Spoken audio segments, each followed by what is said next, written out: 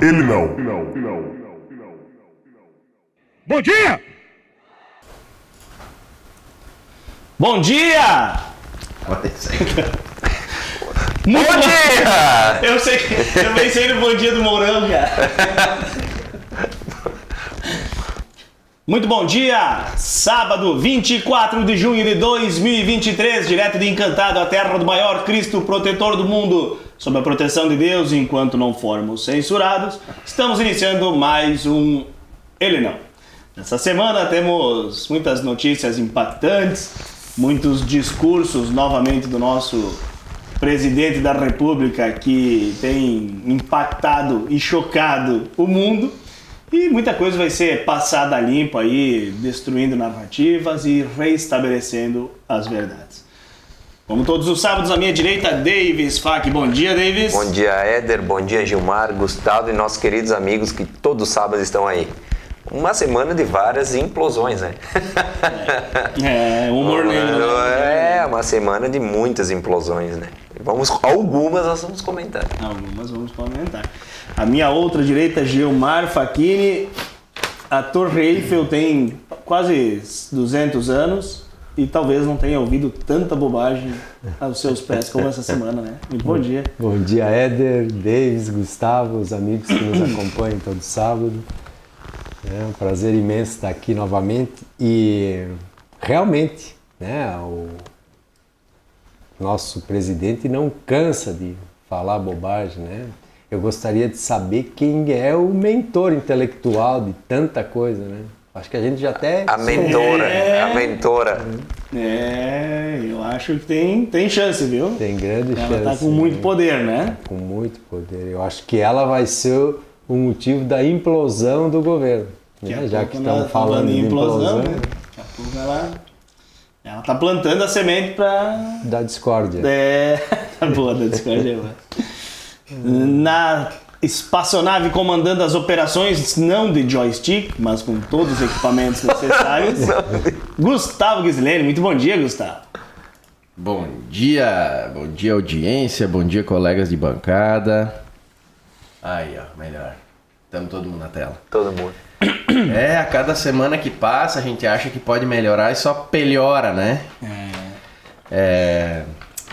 Uma tropa de corruptos decidem os rumos da nação, inventam o que querem, a gente tem que ouvir e não pode falar nada, senão a ditadura come, né? Pode cair canal, pode ser preso, por opinião. Continuamos nesse regime aí. Tomara que isso melhore em breve. Será que vai? Devolvo a pergunta. Pois é. Eles estão com muita sede ao pote. Talvez é um fio de esperança, né? Que agora até o Alckmin vai fazer um voo na classe econômica. Tá tentando limpar a imagem dele. Ele já está construindo a imagem para a sucessão, né? Isso aí não para pensar que isso Não é por acaso. Foi planejado, né? Criar uma imagem se distanciando do que está ocorrendo no governo, né? Com essa sangria desatada aí de gastos, e ele se descola disso. É tido como um homem austero, que cuida do dinheiro. Entendeu? Para construir uma imagem de alternativa para daqui a pouco, na hora que vai vir o golpe, né? O golpe que o Gilmar diz é o golpe de misericórdia, né? Que é o impeachment, né? Porque não tem, é uma questão de tempo. É uma questão de tempo. É só eles neutralizarem o Bolsonaro e aí começa a outra parte, a execução da segunda parte. E não nos esqueçamos que o presidente Fernando Collor de Mello teve o seu governo implodido pelo irmão, Pedro Collor de Mello. Ou seja, as relações familiares dentro do governo às vezes causam impactos negativos. E o que se sabe dos bastidores é que a relação da primeira-dama com líderes do partido não é nada amistosa. É só um pisar na bola com o outro ou pisar na bola como o Roberto Jefferson na época dos contratos do Correio lá. Essa semana só me vem à cabeça a cena do Renan Calheiros rasgando elogios ao Zanin. porque é um excelente profissional, sem dúvida alguma, tem capacidade para o cargo. Jesus, eu só consigo ver ele negociando com o Zanin depois dos processos dele parados. Sabe que o Gilmar falou muito bem essa questão do Zanin, né? O Zanin perdeu todas as ações do Lula. Perdeu todo. Não ganhou nenhuma. Nenhuma. Agora, eu li ontem uma que é interessante, que depois nós vamos pra pauta. Até tem... Mas é ruim, ele perdeu todas. Ele perdeu as todas. ações. Tanto é que. Mas que também a causa era difícil, né? Pra sair, tudo que. Ele entrou com mais de 500 recursos.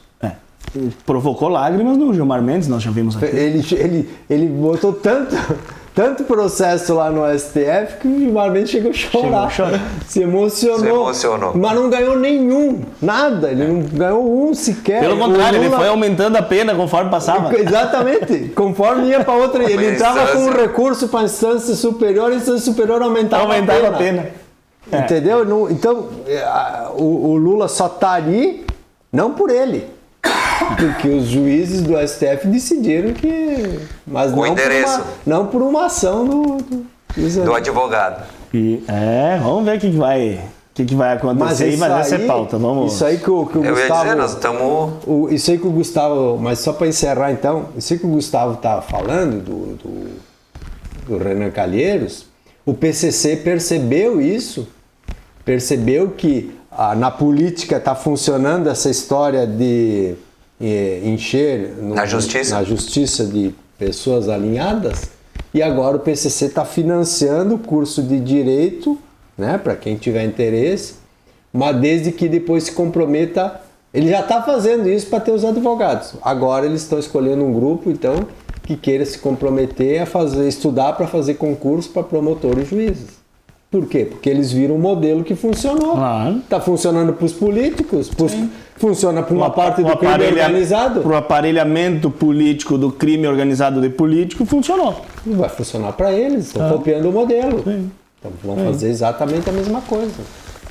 Podíamos acabar o programa aqui, né? Porque já dá uma tristeza, né? Mas nós temos muita coisa para debater ainda. Muitos ouvintes até reclamam, muita coisa ruim, mas que infelizmente, né? Vocês foram enganados quando o Gilmar disse que ia ser divertido. Não ia não, cara. O Gilmar falou que ia ser divertido, mas nunca foi. Vamos para a primeira pauta do programa.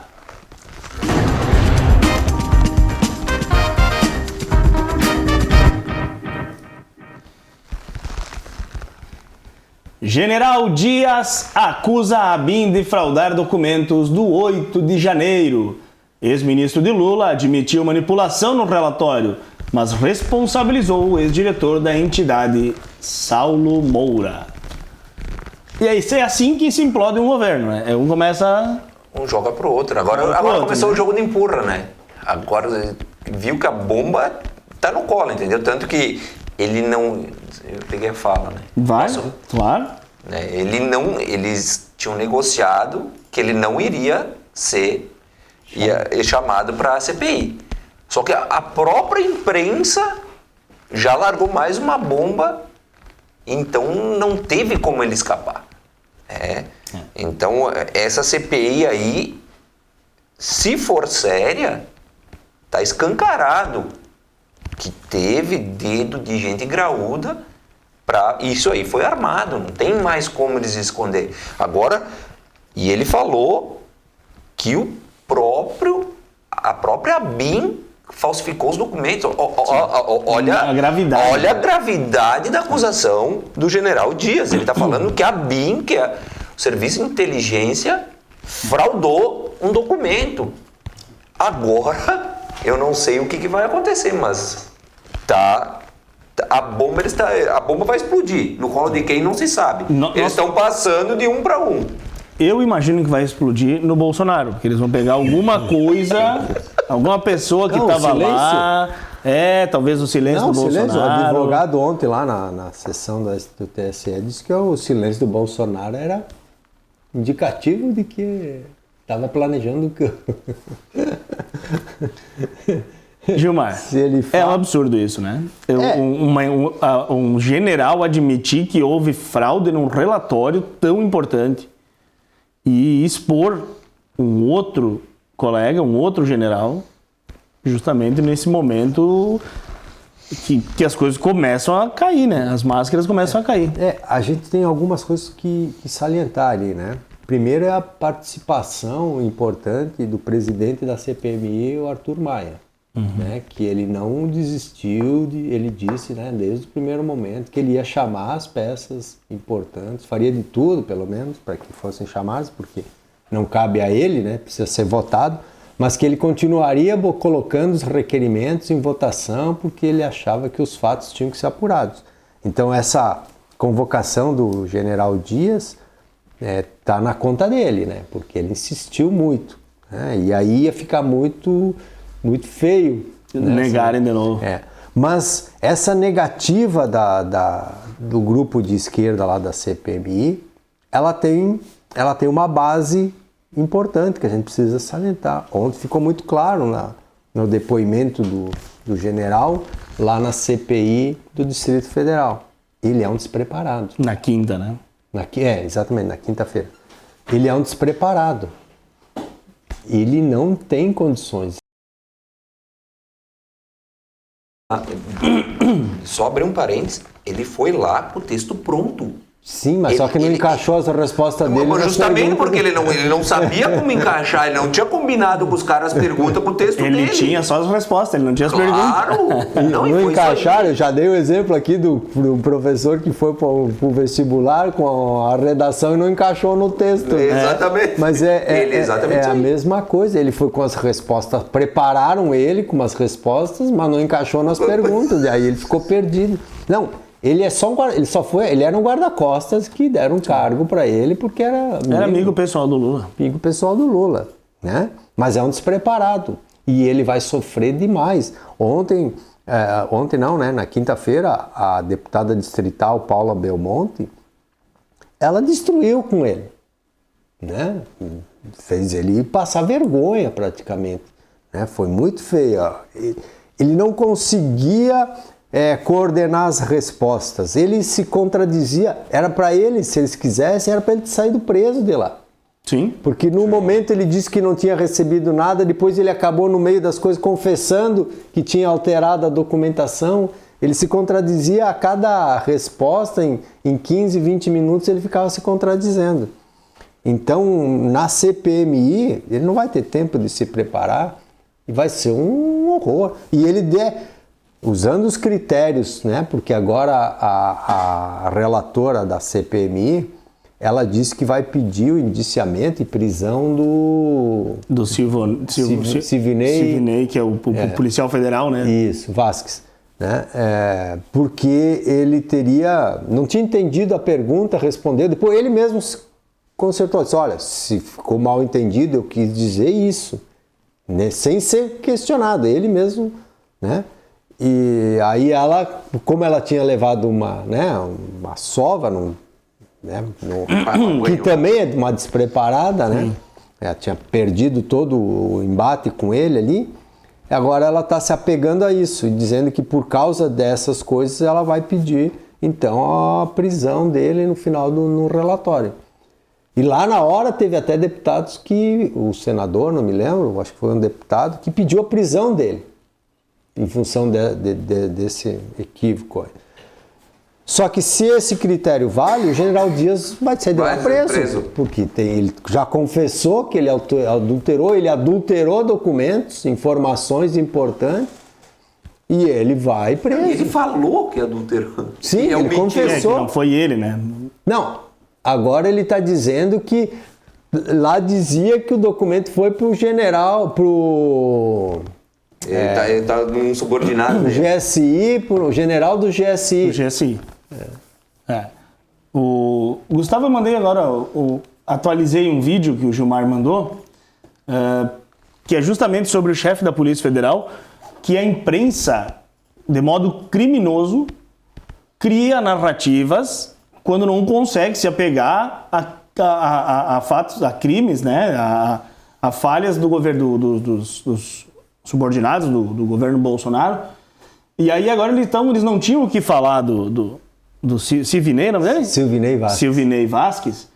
E aí eles decidiram então dizer que ele foi machista.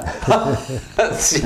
Não, isso aí só comprova o fracasso que é, né, a incapacidade cognitiva da senadora que é a relatora. Senadora, meu Deus. Olha só o que a jornalista... Eu me admiro uma imprensa.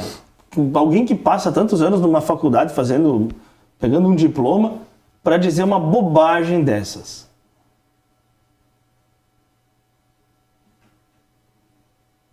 Mas veja que a resposta inicial Nós do estamos sem o áudio Silvinei, ainda. ela é altamente machista, porque ele deixa a relatora numa posição de como se ela não estivesse sendo clara, ou como se ela não tivesse entendido exatamente o conteúdo no qual ela se baseia para fazer a pergunta. Ele fala mais de uma vez, deixa eu explicar.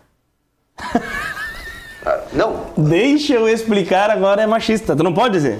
Não, tu não pode explicar. Não. A pessoa fala A pessoa qualquer é burra e bobagem. tu passa por machista.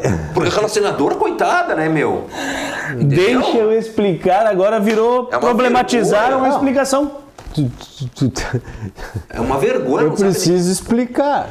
Deixa eu explicar pra ti como é que funciona. Ele né? tinha que desenhar, na verdade, né? Porque ela não entendia nada, né? Quem viu o mínimo do depoimento... Não, ela é uma despreparada. Daí ela foi ela ia com umas frases de efeito, umas frases copiadas do Montada, Renan claro. Calheiros, lá da outra CPI. Só que não colava, não encaixava, né? Aquela hora que ela perguntou que ele tinha feito uma pós-graduação, um curso lá no exterior, que custou 144 mil. Aí ela pediu para ele, isso foi custeado? Ele falou, não, foi custeado do meu bolso. E ela reiterou que tinha sido pago. Aí ele tem, entendeu? Ele Aí tem que ele falar, teve mas que dizer, gente, deixa eu fico explicar. mais claro do que isso, foi custeado por mim, do meu dinheiro, do meu bolso. Entendeu? Ela não entendia as coisas. É difícil tu lidar com gente que não tem. Não, é que eles têm a ligado. narrativa e como é que tu não tá encaixando Deixa na eu- narrativa, né? como é- Porque né? Isso é- ela foi com a narrativa de que ele teria feito um curso pago pelo governo federal, né, na França, uma pós-graduação. E realmente o governo federal tem a Polícia Federal paga curso para isso aí. Ele falou. Foi por isso que ela pediu o currículo dele, né? Sim, Pra ele- já começou na primeira, quando ela pediu o currículo, ela já tinha que ter pedido licença de simular uma lesão Impressionante e currículo. pedir substituição, né? Impressionante currículo. Porque ela só para nós Só estudou na vida, eu acho. só para comparar, não, mas ela também só estudou. Só para nós compararmos os currículos, ela demorou 12 anos para se formar em jornalismo. Pode ver, tá lá na bio dela, lá, 12 anos o curso, a duração do curso de jornalismo. Ela também só estudou, 12 anos fazendo um curso, ficou estudando muito tempo, né? Então lá na Polícia Rodoviária Federal tem isso aí. E eles mandam mesmo fazer, só que ele não usou isso, ele fez com um recurso próprio. E eles não investigaram. Não conseguiam, não sabia como dizer que ele tinha. E aí ele fez e ele disse, olha, e se eu pudesse, não tive apto a tempo de fazer dessa mudança. Se eu pudesse, eu ia fazer também, porque era um programa da Polícia Rodoviária Federal e eu teria direito. Trabalhei 30 anos como policial, era um direito meu, mas infelizmente eu não estive apto no momento, eu não sei se entrou depois do que ele já tinha feito, não sei o que, e eu fiz com os meus recursos, eu fiz com recursos próprios. Pronto. E ela não queria Ela não queria aceitar a resposta. Deixa eu explicar. Escuta, Flávio Dino, foi aprovado o requerimento ontem, então? Quinta-feira foi, né? Foi aprovado. Foi aprovado. Vamos ter Flávio Dino na CPMI. Vai ser bonita, né? Vai ser bonito. Ele vem com aquele deboche dele, só que agora ele vai pegar senadores preparados. E lá na CPMI ele não canta de galo, né? Porque daí é outra história, né? Aí, então... Assim, e o Vasquez foi muito bem, não sei se vocês acompanharam, né? Essas narrativas de que teve mais atuações no Nordeste, foi tudo por água abaixo ali, ele desmontou todas as Ah, tava narrativas. com dados, né? Aí não tinha o que... 5 ônibus foram apreendidos. E todos os passageiros desses 5 ônibus foram encaminhados pela própria Polícia Rodoviária Federal para votar. Não é 5 ônibus, 5 viaturas, 5 veículos. Pode ser van, que é poucas pessoas, Só 5 ficaram retidos. Um porque não tinha retrovisor, outro porque não tinha para-choque, um que o motorista era sem habilitação. Sim, um para-brisa quebrado. Um para-brisa quebrado, né? Mas eles não proibiram as pessoas de votar, né? Não, Pelo contrário. Todos foram votar. Ninguém, tanto que o próprio Alexandre de Moraes disse que ninguém ficou sem votar, né? Sim. Só que eles fazem, só 5 a gente tá falando, né? Mas aí teve diversos, não é apreensão, a gente chama... Autuações? Não, eles... Blitz, barreiras? Blitz. Blitz e interceptaram carros para fazer verificação, né? O número lá no Nordeste ficou na média nacional. Mas o Nordeste tem a maior malha rodoviária do país. Então, quer dizer, tem mais postos de polícia rodoviária. Isso justifica, tem mais veículos... Sim, proporcionalmente não foi mais. Tem mais veículos transitando, tem mais, tu entendeu? Tem mais efetivo, aí não, mas aí teve mais diárias. Claro, tem mais efetivo, que tem mais rodovia, tem mais posto rodoviário federal, entendeu? Mas ela só lá no Lula... Sim, foi lá nessa parte que tem... por isso que é importante a gente fazer relação... quando a gente faz pesquisa, né? Pesquisa científica, a gente tem que ter um cuidado muito grande em analisar dados, né? Porque quem contrata a pesquisa, tu contrata uma pesquisa para ela te dar o que tu quiser de resultado. Por exemplo, tu tem lá um remédio que ele cada 100 pessoas ele cura um, né? Aí tu faz uma pesquisa, não sei o que, para tentar vender um outro remédio, e aí tu faz a pesquisa e na pesquisa diz que cada 100 curou 2. E aí o que tu faz, dependendo do viés da pesquisa? Se tu quer vender o remédio, tu vai dizer que aquela aumentou 100% a eficácia. Sim. Só que se tu quer destruir aquele remédio e dizer que ele não tem significância nenhuma, é só tu dizer que mudou 1%. E 1%, não precisa nem tomar o remédio, tu vai ter o mesmo efeito. Sim. Porque como é só uma pessoa a mais, isso pode ser sorte, pode ser genética da pessoa, né? Tu entendeu? Depende de como tu quer vender. Então a gente tem que ter muito cuidado quando faz esses dados todos aí, por causa da distorção, né? Então Mas foi tudo encomendado para expor o governo Bolsonaro. Não tinha lógica o diretor da Polícia Federal, na época do governo Bolsonaro, que saiu do cargo em 1º de dezembro, estar na CPMI do 8 de janeiro, né? Mas demonstrou por que foi o diretor da Polícia Federal. Eu gostei quando perguntaram por que ele tirou foto com o Bolsonaro, e ele disse que ele foi o único presidente que aceitou tirar foto. Foi mais uma lapada. Mostrou quem é o verdadeiro Lula, né? Que alguns fingem não conhecer.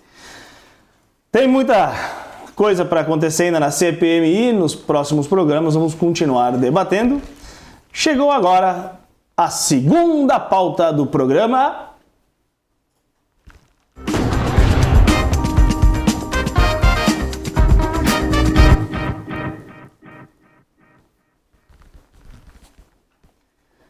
Passou!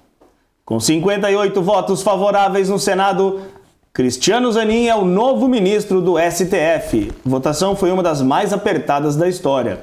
Ex-advogado de Lula deve assumir a função em agosto. Estamos falando de um homem branco, cristão, hétero, indicado pelo PT. Pois é. E se fosse o contrário? Nossa. Se fosse o Bolsonaro que indicasse o advogado dele... Terrivelmente cristão. Terrivelmente cristão. E se fosse o Bolsonaro que tivesse indicado o seu advogado com essas características? O tamanho do fascismo? Teria caído a casa, né? Esse aqui é uma indicação de amigos do bem. Sem falar que tem um vídeo, né, circulando por aí, do Lula no debate dizendo que era um absurdo alguém indicar um amigo para a Suprema Corte, né? Ele. Tu consegue esse vídeo, Gustavo? Do Lula falando que era um absurdo indicar amigos para a Suprema Corte? Pode falar disso. Não, além de advogado, ele é amigo próximo do Lula, eles têm uma proximidade. Tanto que o Zanin, o Lula não é compadre dele? O sogro do Zanin é o Teixeira, que tem ligação histórica com o Lula desde a época do início do PT. Eles têm uma ligação familiar ali, uma ligação, uma amizade muito forte entre o Lula e o Teixeira e o sogro que é sogro do Zanin. Então, Mas acho que tem uma ligação com... Eles têm padrinho de casamento. E tem um Lula outro próximo que é padrinho do filho do Zanin. Então, resumindo, são amigos íntimos. Foi no debate, Gustavo. E eu queria saber se o Zanin, e o tempo dirá, se o Zanin vai ter uma imparcialidade ou se ele vai se abster de fazer algum julgamento com relação ao Lula e ao próprio Bolsonaro. Porque a Dilma, se eles usarem os mesmos pesos e contrapesos, né, a Dilma foi absolvida por causa disso. O Dias Toffoli era advogado do PT, Davis. Sim. O Dias Toffoli não se absteve nem de votar uma ação contra ele. Não. Ele votou pelo arquivamento de uma ação contra ele. Como é que eu vou esperar que um ministro dessa Suprema Corte... Vamos esperar uma imparcialidade. Vai ter imparcialidade ou vai ter bom senso de se abster? Tá. Então vamos lá. E Cristiano Zanin fez aí 58 votos, teve 18 contra. E nós estamos agora estava lendo as avaliações, né? E quem são os 18 votos contra? Né? Porque a votação foi secreta. Foi secreta, até isso eles... Tem aí, Gustavo, encontrou? Sim. Olha o que o Lula acha de indicar amigos, parentes, conhecidos para a Suprema Corte.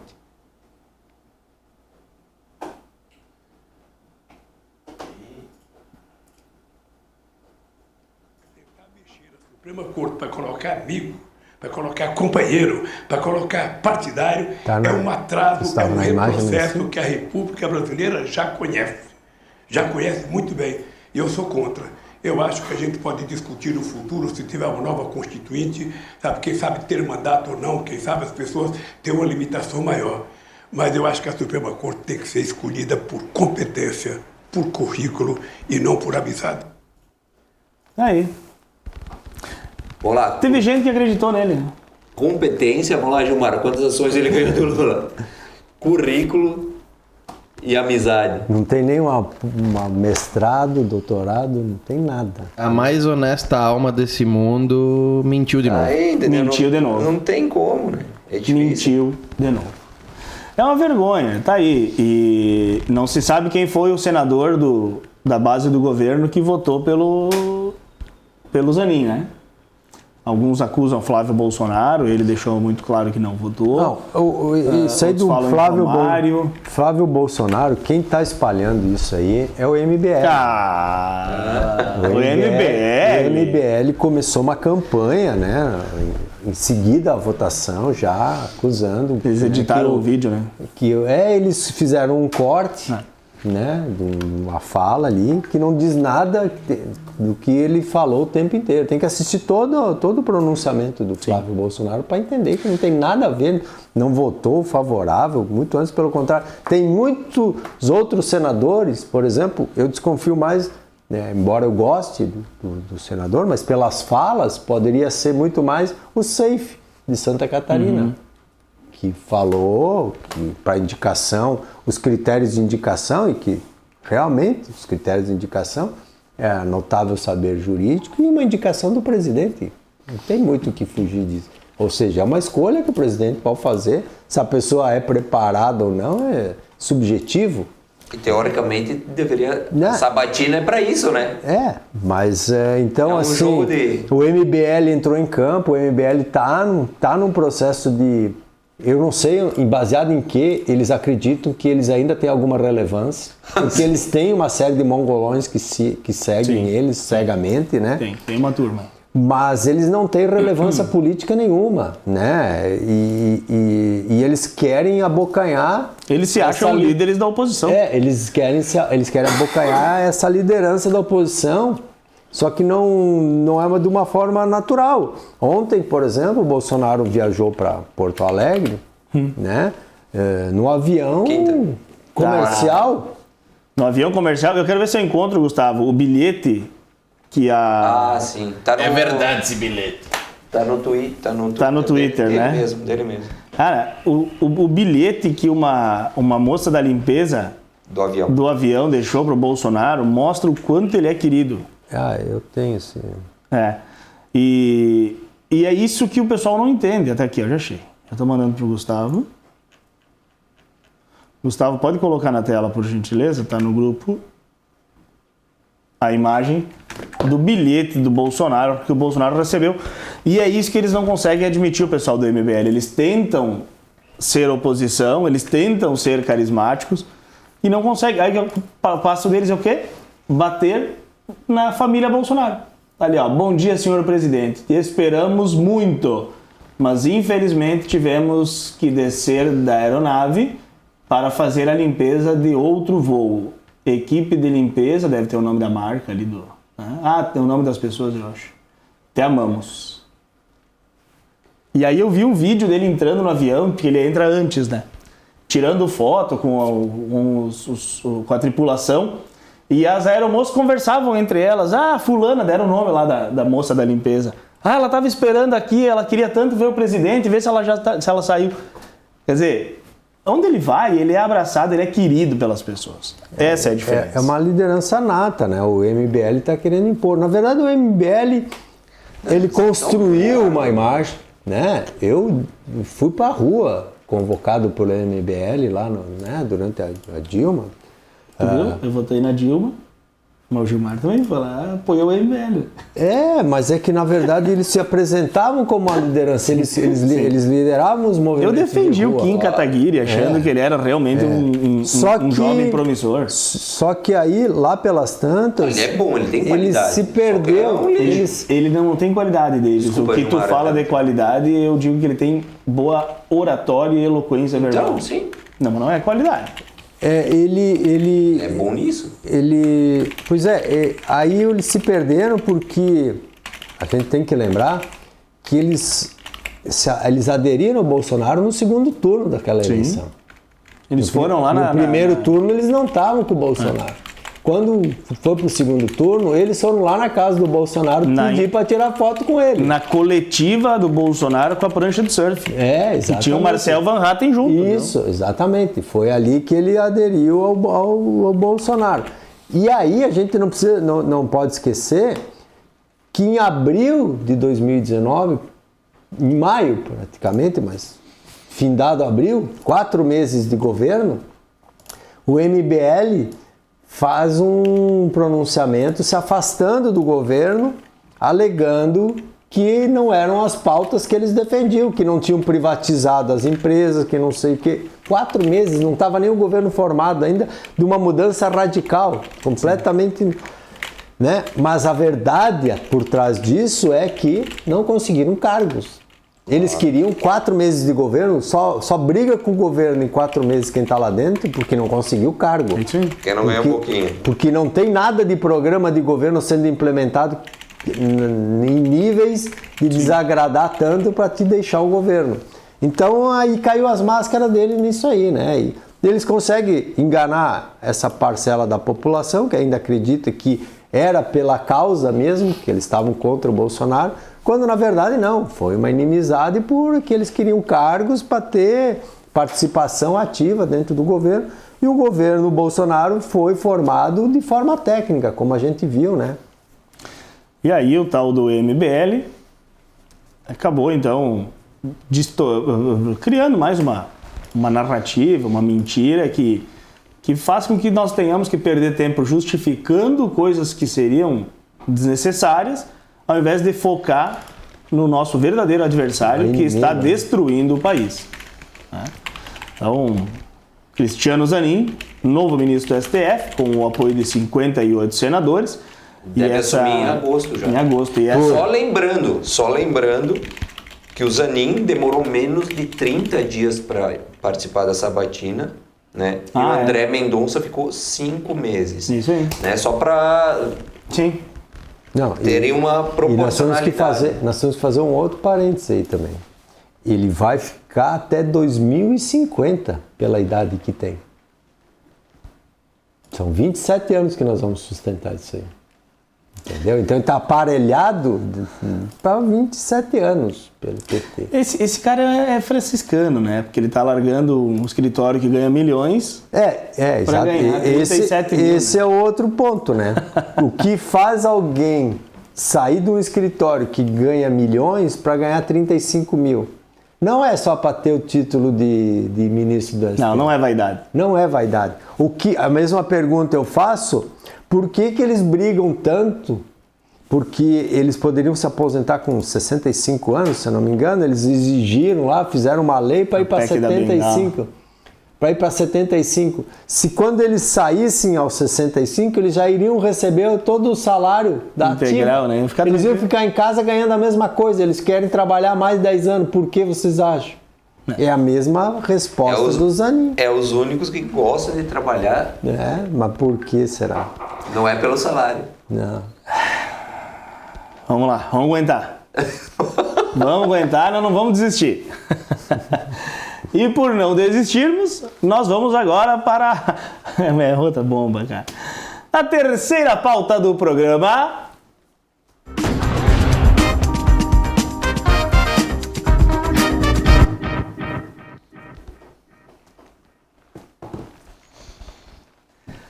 TSE suspende votação que poderá tornar Bolsonaro inelegível. Após sustentação oral do advogado Tarcísio Vieira Carvalho Neto, a sessão foi adiada para terça-feira. E aí, Gilmar? E aí? Tem o vídeo aí, Gustavo, da sustentação oral do advogado do Bolsonaro? Porque eles começaram o processo era o pedido de inelegibilidade do Bolsonaro foi feito com base na reunião que ele teve com os embaixadores, o que é uma prerrogativa do presidente. Após uma reunião com o presidente do TSE, com os mesmos embaixadores, que não é prerrogativa do judiciário. E aí agora eles começaram a colocar um monte de coisa dentro do processo. Tipo assim, tu tá sendo acusado por tal coisa, mas já larga. Sim. Bota tudo no mesmo pacote. Contra ele pode tudo. Tem o vídeo aí, Gustavo? Esse aí. Esse é o vídeo. E muito bom esse advogado. Muito bom esse advogado, ele... Eu acho que ele já foi ministro, não foi? Será? Não sei. Eu sei que ele... Eu não conhecia, até eu pensei que quem fosse fazer a defesa do Bolsonaro era o advogado lá, o Nasser. Como é que é o nome dele? O Nasser. Nasser, acho que é, né? Mas não foi. Esse aí deve ser especializado em direito eleitoral. E outra, né? Deve ter sido uma indicação do próprio PL, né? O partido hoje tem estrutura para oferecer isso para o presidente Bolsonaro. Vamos assistir o vídeo, uma parte da defesa do advogado do Jair Bolsonaro.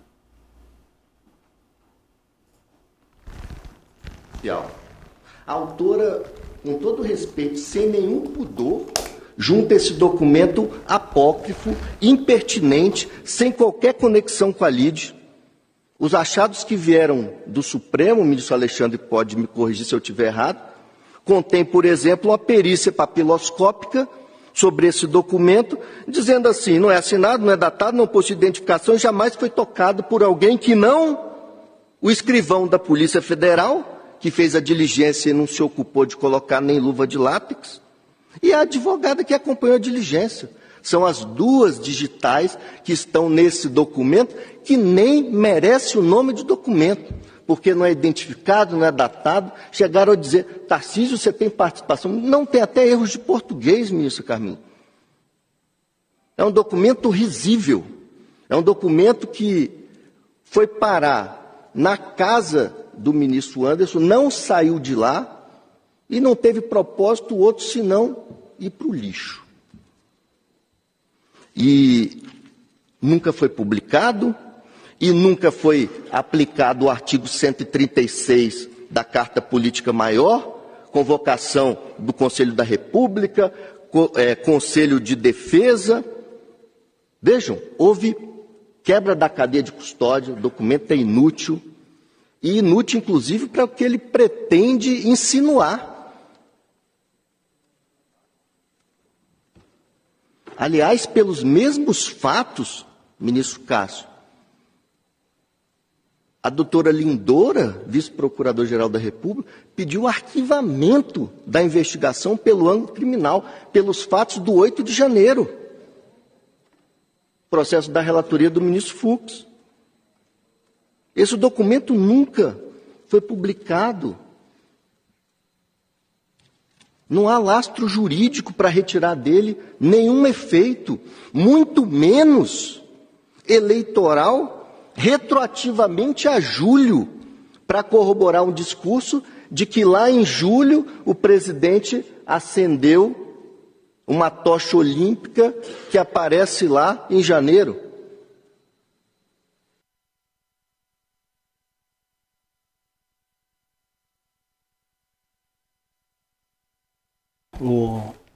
A fala, a sustentação oral, e algumas pessoas estavam dizendo que eles tornaram o Bolsonaro, que eles adiaram a sessão e que vão adiar, porque aí demora mais tempo para os 8 anos, né? Não, o que vale é quando começou o julgamento. Então, desde quinta-feira começou o prazo. Caso o Bolsonaro venha a ser condenado, os 8 anos de inelegibilidade. Mas eu, sem sombra de dúvidas, eu afirmo aqui, isso é uma convicção. Independente do resultado do julgamento, Bolsonaro não concorre mais a presidente da República.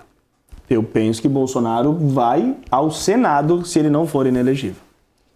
É o que são os rumores que tem, né? Que ele mesmo já demonstrou interesse, né, em voltar para o Senado. Né? Vai se eleger por qualquer estado que ele vá concorrer, né? E também eu acho que ele faz bem. Sim. Acho que é uma atitude de humildade dele, de reconhecer que, embora ele tenha essa popularidade toda, ele tem uma pequena rejeição muito alta. E que ele saindo da frente, essa rejeição ela já cai bastante e a probabilidade da direita voltar ao governo fica praticamente selada, né? Mas ela é uma rejeição... Desculpa, Gilmar, mas ela é uma rejeição criada por mentiras. É isso que é revoltante. Mas colou. Infelizmente, na política tem isso aí, né? Cola uma coisa e não... Por exemplo, assim, ó, esses ataques, a gente... o MBL perdeu relevância. Sim, mas ele ainda tem seguidores. Sim. E eles passam o tempo inteiro atacando o Bolsonaro. Né? Eles não se preocupam numa união para vencer para a direita, estar no governo e depois construir uma... Não. Eles querem o poder. E eles ficam ajudando na narrativa. Tanto que nós temos foto aí do Kim abraçado com o petista e o MBL votando com o petismo. Né? O Fernando Holliday, né? Que é uma figura iluminada dentro do MBL, saiu fora. Saiu. Né? Deixou só essa Mamãe Falei, Nando Moura. Ficou mesmo. O Guto Zacarias. E aí essa turma aí, eles continuam batendo demais. E para esse grupo de seguidores deles, né, que ainda tem, é significativo, né, pequeno, mas significativo no contexto, essa rejeição cola no Bolsonaro. Então, para um cargo de presidente, infelizmente, né, e muitos desses isentões, né? Sim. Tem uma parcela grande de isentão, é quase 1/3 da população é isentão. Sim. Que aí não querem, não, mas ele é fascistinha. Não é nem que eles acham que é fascistinha, é porque o outro disse que é, e aí eles não querem bater de frente. E aí, então não Fala vou... igual. Fala igual. Né? Papagaio. Então, para a direita, para os conservadores, eu acho que essa decisão dele, além de mostrar, que nem eu disse, uma grande humildade, abre um caminho muito grande para voltar certamente para o governo, né? Porque eu vejo assim que com Tarcísio ou Zema, né, mais o Tarcísio, a eleição está decidida, né? Não, é só ver por no quanto. Voto, sim. Gilmar, a eleição do Bolsonaro, nessa eleição do Bolsonaro, nós vimos sim que o PT teve 30% dos votos, 40%. Mas tem algumas coisas que a gente precisa se atentar também para as próximas eleições. Okay. Agora na eleição para prefeito e na outra eleição para presidente, os presidentes do TSE serão o André Mendonça e o Cássio Nunes, né? Então começa aí um fator que é importante. Eu acho bacana a esperança que o Gilmar tem. Ele virou o ano dizendo que ia ser divertido. Agora ele acredita que o terrivelmente frouxo vai ficar, vai ser imparcial? Não. Ele já é do sistema, Gilmar. Não. Mas Éder, não vai ter, porque o que acontece? Mas mesmo o Alexandre de Moraes, ele neutralizando o Bolsonaro agora, o Bolsonaro sinalizando logo ali na frente que não vai ser candidato a presidente. Ele não vai mais perseguir... Porque o problema do Alexandre de Moraes é o Bolsonaro. É o Bolsonaro. Ele sonha com o Bolsonaro. Ele tem ódio mortal do Bolsonaro. Ele sonha uma noite com o Bolsonaro e outra com o Daniel Silveira. Esse ataque que ele tem... Esse ataque que ele tem ao redor do Bolsonaro é para atingir o Bolsonaro. Entendeu? Ele não tem essa raiva do Tarcísio, eles não têm, entendeu? Então, mesmo que não sejam o suprassumo, mas o presidente do TSE é mais neutro, já não vai ter aquela parcialidade em todas as decisões do TSE, né? Já não há o Bolsonaro, que é o inimigo mortal. Então o processo eleitoral vai ser mais leve, né? Teoricamente. Foi uma vergonha acontecer isso. Não, foi a eleição mais suja, tanto que os Estados Unidos confessaram que trabalharam um ano, né? Trabalharam um ano ameaçando políticos e a imprensa brasileira. Os Estados Unidos confessou durante essa semana aí, não foi uma pessoa, foram diversos órgãos de governo americano que confessaram que trabalharam durante um ano e que agora estão cobrando isso. Estão cobrando a conta. Porque o Brasil agora com o Lula se aliou à Rússia, à China. Exatamente. E a conta dos Estados Unidos ficou em aberto. Ficou em aberto e eles estão cobrando essa conta aí. Eles foram muito claros, tanto que chegaram ao ponto de desmascarar isso. Eles vão entregar muita coisa. Agora, o que me preocupa, essa semana eu estava conversando com uma senhora extremamente bolsonarista. Daquelas pessoas que carregava a bandeira todos os dias. E ela, durante a conversa, disse, tu vê, né, o Bolsonaro também, quanta decepção. Olha quanta coisa está aparecendo dele. Aí tu pediu o quê? Não, peraí. O que a senhora assiste na televisão? Não, muito pouco. Aí disse, não, olha, a senhora daqui a pouco está recebendo informações. Não, das joias. E aí... Ainda, não, mas aí que tá. Cola, né? Tu entendeu? Outra? Eles repetem... É que, tipo, a desumanização do Bolsonaro. Claro. Isso aí pegou muito. É que nem assim, eles falaram das joias. Foi tudo desmentido. Né? As joias nem chegaram, estão lá na Receita Federal, não chegaram ao poder dele. Só que eles continuam repetindo. Aquela que foi dada de presente, que ficou no departamento da aduana, ela não tinha necessidade de passar pela Receita Federal. Podia ter entrado com ela direto. Sim. Mas entendeu? Foi tudo esclarecido. Mas eles continuam repetindo. Sim. Não importa a verdade. É a narrativa, que nem o Lula disse lá para o Maduro. Não importa se 95% da população... É o mesmo modo operando. Não importa se 95%... Tu tem que criar uma narrativa que te faça favorável. O Lula é um ladrão, corrupto, presidiário, vagabundo, assassino. O Lula é assassino porque corrupção mata. Pessoas morreram nos hospitais por falta de Sabe quanto foi a corrupção no governo do PT? Só na saúde? 242 bilhões. Se tu duvida, vai no Google depois do programa, digita 242 bilhões. Saúde. Vai aparecer. Né? Pessoas morreram, então é assassino, mas o quê? Eles construíram uma narrativa. De que foi um golpe, que era para ele não concorrer, que não sei... Não, ele foi preso porque era ladrão. O processo tinha mais de 3 mil provas da corrupção dele. Os subalternos dele confessaram.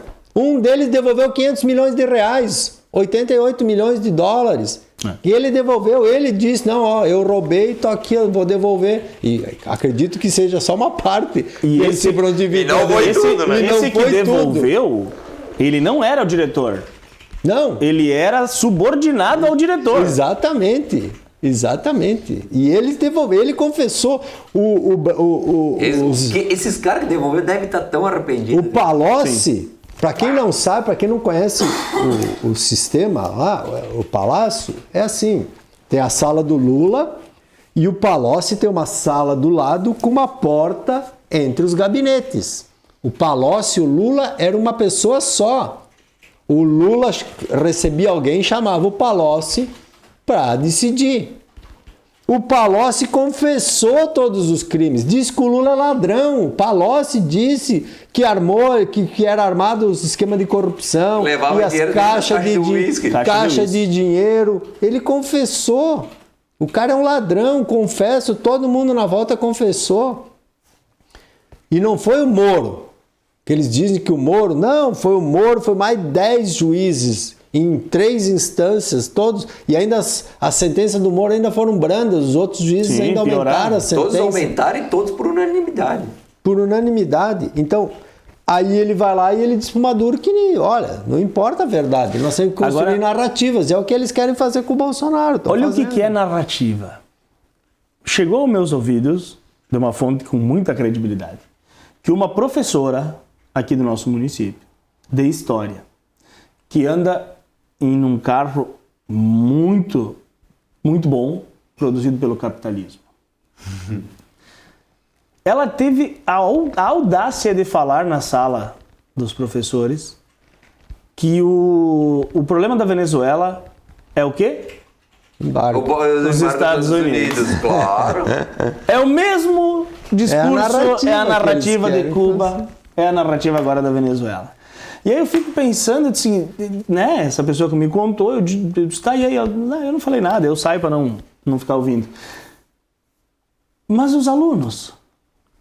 E os alunos que ouvem esse tipo de situação? Que se ela é professora de história, muito provavelmente com esse viés ideológico, ela constrói para os alunos a história que ela quer. Sem dúvida. E essa militância? É por isso que os jovens, que os adolescentes têm uma rejeição ao Bolsonaro. Não, essa narrativa, ela cai por terra só numa pesquisa muito simples. É só ver agora, lá na Guiana, eles descobriram os poços de petróleo, que é uma continuação, Venezuela, Guiana, ali é o Nordeste brasileiro, ali é a foz do Amazonas, que o Randolph está querendo botar. Isso, que a Petrobras também quer, é praticamente os mesmos poços. A Guiana está se transformando num paraíso. Porque agora começou a exploração dessa parte dos poços dela, e é ali, um do lado do outro, explorando a mesma coisa. Acho que os Estados Unidos iriam boicotar a Venezuela precisando do petróleo da Venezuela. Não. Foi a Venezuela que se isolou, que achou que tinha um poder que não tinha, gastou o dinheiro que tinha em cofre, como é o socialismo. É o socialismo, é como o Lula está fazendo. Todas as riquezas que tinha, sugaram tudo e aí quebrou. Sim. E agora a culpa é do Quebrou outro. pro povo, né? Sim, pro povo. Quebrou pro povo. Porque eles continuam passando bem, né? 94% da população da Venezuela é abaixo da linha da pobreza. Extrema pobreza. E os outros 6%, sendo que eles têm uma das maiores reservas de petróleo do mundo. Sim, é maior que a da Arábia, que olha o que é a Arábia. É a maior do mundo, 16%. Isso aí eu questionei outro dia um amigo meu. Falei, tá, então, se a Venezuela tem uma das maiores reservas de petróleo do mundo, por que 94% da população está na extrema pobreza? Parou a conversa. Não tem como. Parou a conversa. Não tem como. E aí, voltando aqui, né, na nossa conversa, eles criam essas narrativas e nós temos que ficar explicando para as pessoas que são desavisadas. É só passou despercebido, a gente tem que lembrar e a gente tem que bater. O ano que vem, nas eleições, a gente vai eleger 2 senadores por cada estado. Uhum. E é de extrema importância a gente eleger senadores que tenham viés e valores nossos, né, de direita, neoconservadores, liberais, mas principalmente alinhados com a direita, porque é a única saída que a gente tem, né? A única saída que a gente tem é através do Senado para tentar colocar um freio no Supremo Tribunal Federal. E hoje é o que dá as cartadas do... É para tentar, né, Denis? Para tentar. Porque eles nos enganam, né? Então, infelizmente, que nem assim agora, né? Porque o Supremo hoje é petista. A maioria é petista. Está lá e é escancarado. Não tem como mais esconder. Agora o próprio advogado Lula está aprovado, então não tem mais o que fazer. Mas se tivesse um sistema de freios para isso... É o mínimo, né? Deveria, né? Poderia aparelhar do jeito que tu quisesse, mas mesmo assim algumas regras eles seriam obrigados a seguir, né? Porque senão haveria uma fiscalização. Mas não há. Há um conluio hoje, né? Há um conluio entre quem fiscaliza um no outro, né? E essa é a importância da eleição do ano que vem, é que assim, são dois senadores em cada estado. Um vai ser provavelmente de esquerda que vai se eleger. Vai ser muito difícil ter 2 de direita.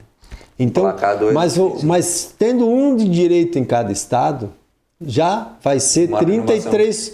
Nós vamos conseguir 33% a mais do Senado. Mais os que nós já temos agora, nós vamos chegar muito próximo da maioria.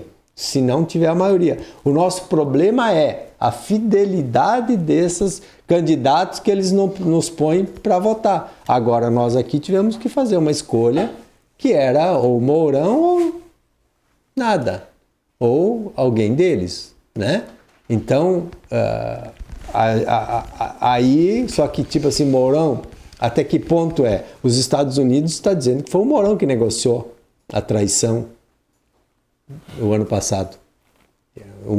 Uma das pessoas ali, das instituições americanas lá, disse que a atuação dos Estados Unidos na eleição no Brasil no ano passado iniciou após uma visita do Mourão aos Estados Unidos, uma conversa com o Mourão.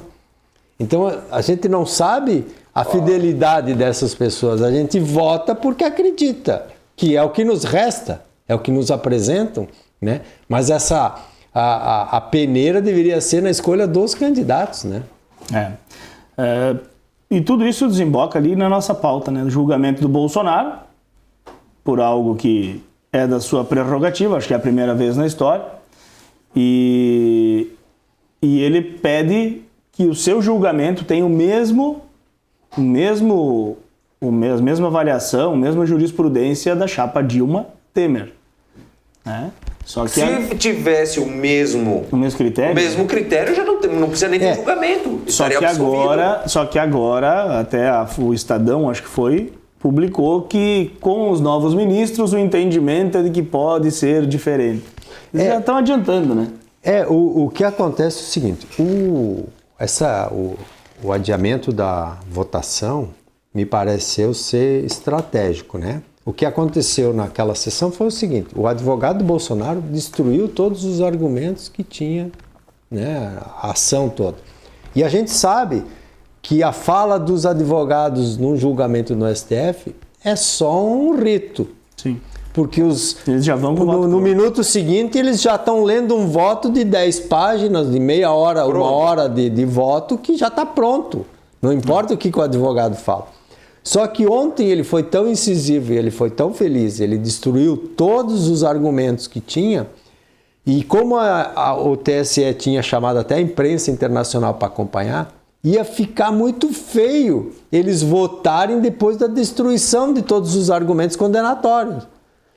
Então, eu vejo assim que o Alexandre de Moraes, ele é louco, mas ele não é burro. Não é nada bobo. Não é bobo. Ele é louco, mas não é bobo. Ele é muito inteligente. Ele é muito inteligente. O que ele viu, ele percebeu que seria um tiro que sairia pela culatra. Então, ele suspendeu a votação. Eu vejo duas possibilidades aí. Uma é de que seria muito feio logo em seguida se votar uma coisa que a própria imprensa internacional iria dizer, mas está tudo fora da lei, estão votando isso, condenando, mas a lei foi escancarada que não é nada disso, né? Então ele está dando um tempo até a semana que vem para tirar essa imagem das falas do advogado e continuarem com os votos dele. Ou, que eu acho muito improvável, que eles vão rever os votos em função dessa destruição, né, da narrativa deles. né, pelo advogado. Seria o certo, mas não seria o certo, mas eu acho muito difícil. O que ele quis é dar um intervalo de tempo entre o que falou o advogado, vai estar esquecido já na terça-feira, e aí eles vão usar a narrativa e vão condenar do mesmo jeito, né? Aí, Bolsonaro... Então, vai ser cassado? Provavelmente vai ser inelegível 8 anos. Gustavo, também acha? Eu acho muito pouco provável que venham a reverter votos. Esse adiamento aí do término da votação certamente é pelo motivo que o Gilmar citou, que é dar um tempo para o argumento bem colocado da defesa do Bolsonaro dar uma dissipada na força e fazerem a votação como já está conspirado a se fazer. Então aqui... Ninguém aqui... Não, é fácil, é só a gente avaliar. É só a gente avaliar como a política tem agido. É que nós não estamos avaliando o mérito. Nós estamos avaliando a pessoa que vai ser julgada.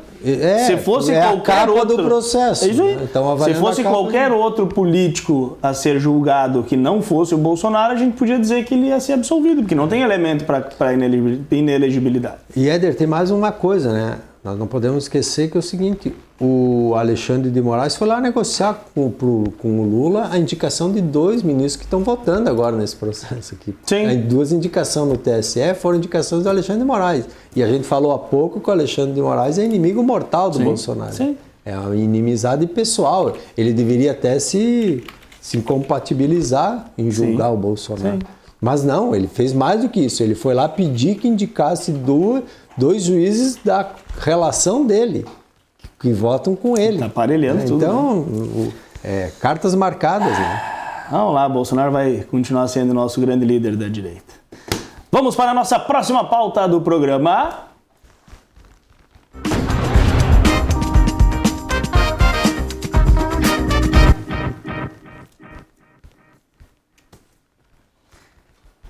Ministério de Lula gasta mais de R$500 bilhão sem licitação.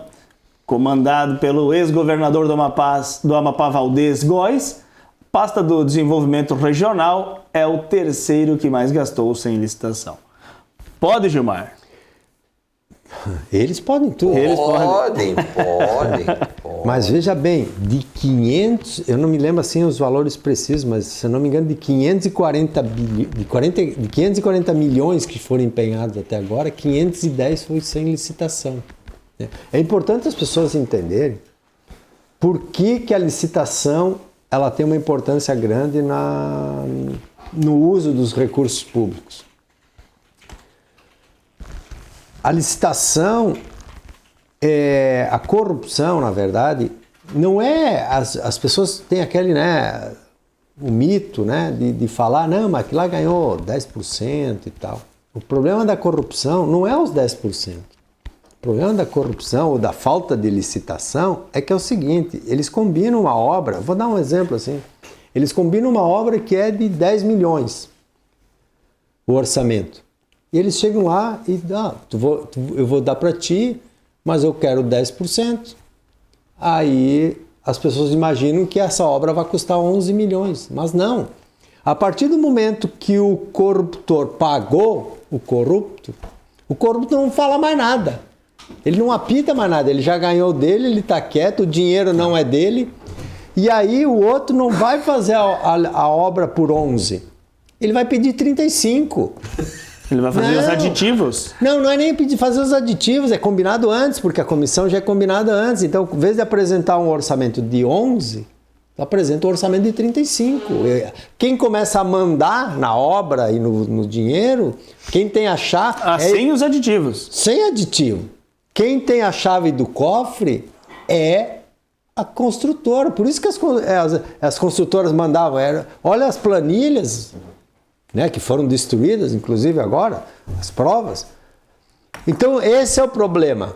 O problema é que eles pagam o corrupto não fala mais nada. Aí ele só obedece, ele só fica fazendo o que a construtora pede para que faça. Então, a obra que era para ser de 10, ela custa 35. Entendeu? Sim. 25 foi para a construtora, 24, e 1 para o corrupto. Né? Então, essa é a gravidade. Então, desses 510 milhões aí sem licitação, num governo sério, provavelmente teria feito a mesma coisa com 50, com 100. Sim, e teria feito muito mais obra. É só o que nós vermos o que o Tarcísio fez com 8 bilhões. 8 por ano, né? Um governo sério. E agora o Renanzinho está falando que com a aprovação do arcabouço ele ia ter 100 bilhões por ano. Arcabouço, isso eu ia ter anotado aqui. Arcabouço, esse que os governistas falaram essa semana que vai deixar um rombo de 150 bilhões. Que eles não sabem de onde... No ano. Que eles não sabem de onde que eles vão tirar. Né? Muito bem lembrado que de 23 passou para 37 ministérios. 37 ministérios. Então a máquina pública está novamente estourando. Né? Também temos que lembrar que todos os companheiros estão empregados. Tá? Edgar Preto, que foi o candidato aqui, que ficou em terceiro aqui no Rio Grande do Sul, assumiu uma pasta. O Freixo, que também está aliado, pegou uma Secretaria do Turismo que tem a ministra ligada à milícia, que foi o que bateram os 4 anos no governo Daniela Bolsonaro. Do Vaguinho. Que tentavam colar o Bolsonaro com a milícia e nunca provaram nada. E agora, no primeiro ato, o governo Lula coloca uma miliciana num ministério, tanto que Freixo já nem fala mais desse assunto. Né? Então... E essa semana, a irmã da Marielle, a ministra da Igualdade Racial, ela é? Do que é a irmã da Marielle? A Aniele Franco. Tava no... É mais um dos trocentos ministérios que eles têm. Tava passeando numa favela do Rio de Janeiro sem capacete. É isso aí. E fizeram aquele auê aquela vez que o Bolsonaro andou sem capacete na inauguração do Marconi. E aí a justificativa da igualdade racial. E aí a justificativa... Foi pior ainda, vai. A justificativa foi pior, né? Foi pior ainda. O Ministério disse que ela estava porque dentro daquele complexo de favelas não se anda de capacete e nem de vidro fechado. E aí nós vemos uma ministra de Estado seguindo a ordem do narcotráfico. É isso aí. Que foi ordem do grupo local. Ela... Sim. É isso aí. Não, eles têm coragem de falar uma coisa dessa. É que crime não vê crime, né? É a turma. É isso aí. É da turma. É isso aí. Tamo aí. Então o primeiro ministério que gastou, o que mais gastou sem licitação foi o da Saúde, da Nízia Trindade. O segundo ministério que mais gastou sem licitação foi o da Defesa, do José Múcio. E o terceiro foi o do Desenvolvimento Regional, com o ministro Valdez Góes, ex-governador do Amapá, estado do Randolfo Rodrigues. É bom fazer essas conexões, né? Tá tudo ligado. Tá tudo ligado. Do PDT. O PDT, não foi o PDT que protocolou a ação contra o Bolsonaro? Foi. Do TSE? Sim, do PDT. Do PDT, que acionou a justiça contra Bolsonaro, que é presidido por Carlos Lupe, que foi ministro de Dilma, que tem denúncia que recebeu 5 milhões para apoiar a Dilma ou o Haddad, não lembro em qual das eleições, e que agora é ministro da Previdência e também está aí com pautas que novamente vão gerar custos e vão prejudicar quem paga imposto. E o presidente do PDT que criticou esse mesmo ministro Lupe, que se autonomeou para um cargo no Ministério da Previdência, onde ele pode receber, se ele participar de todas as reuniões, são 6 reuniões no mês, mais 24 mil reais, são 4 mil reais por reunião. Então, tu nota que esses são os que se sentem em condições morais de pedir a inelegibilidade do Bolsonaro. Não, e estão pedindo, Éder, porque o Bolsonaro teria, teoricamente, atacado as urnas eletrônicas. Só que o Carlos Lupe segue o Leonel Brizola também dizendo que precisa ser votos auditáveis, com impressão do voto. O PDT que defende o voto auditável, inclusive o Ciro Gomes fala isso, que foi o candidato a presidente, o Lupe fala isso, entrou na justiça pedindo a inelegibilidade de Bolsonaro por ele ter falado sobre o sistema eleitoral para os embaixadores. Antes do período eleitoral. Esse é o Brasil. Não pode ser sério. Bem-vindo ao Brasil. E por não falar em si, não ser sério, nós chegou a hora da gente se divertir, né? Agora sim, Gilmar. Chegaram os quadros do programa. O primeiro quadro do programa: o amor venceu o ódio.